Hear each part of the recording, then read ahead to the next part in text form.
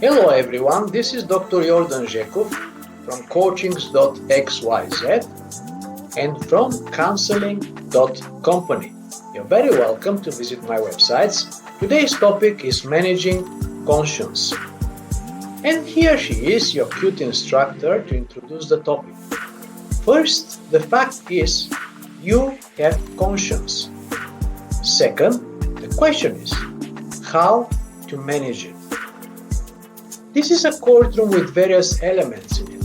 I am using it to explain conscience nature. The central place is occupied by the judge.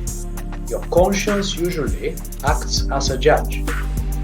Of course, a short definition of conscience is that it is your moral guide, this inner voice which constantly whispers in your ears.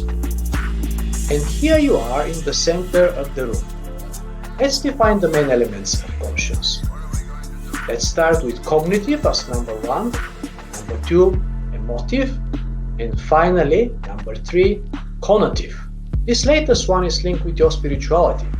Conscience is shaped through various influences such as your mother and father or other caregivers, your teacher, your priest, your boss, your friends, and of course, your partner.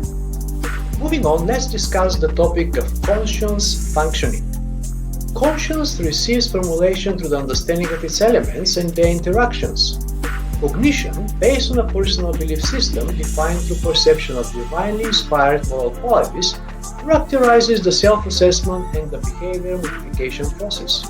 The latter is benefited from the emotive element of conscience, with the contribution of guilt and shame according to the results of the self-assessment.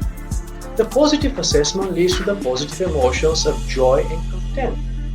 Finally, conative conscience underlines the striving to maintain morally sound behavior and avoid immorality.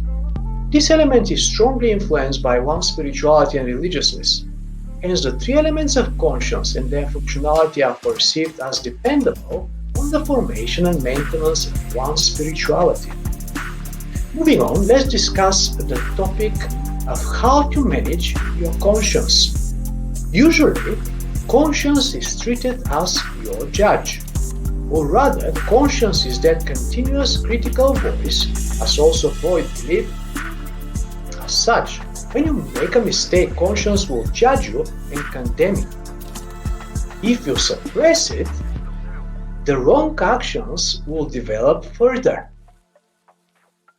On the other hand, if you treat conscience as your friend, when you make a mistake, it will teach you how to learn from it.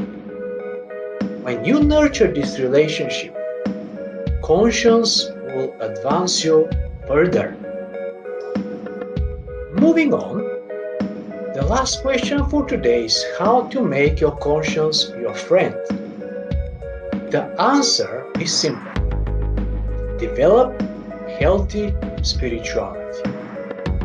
But what is healthy spirituality?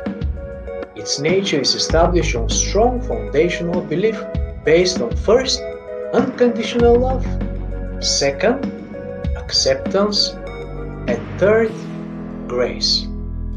If you would like to know more about that, please check the book Conscience Therapy following the link below. Thank you for your attention.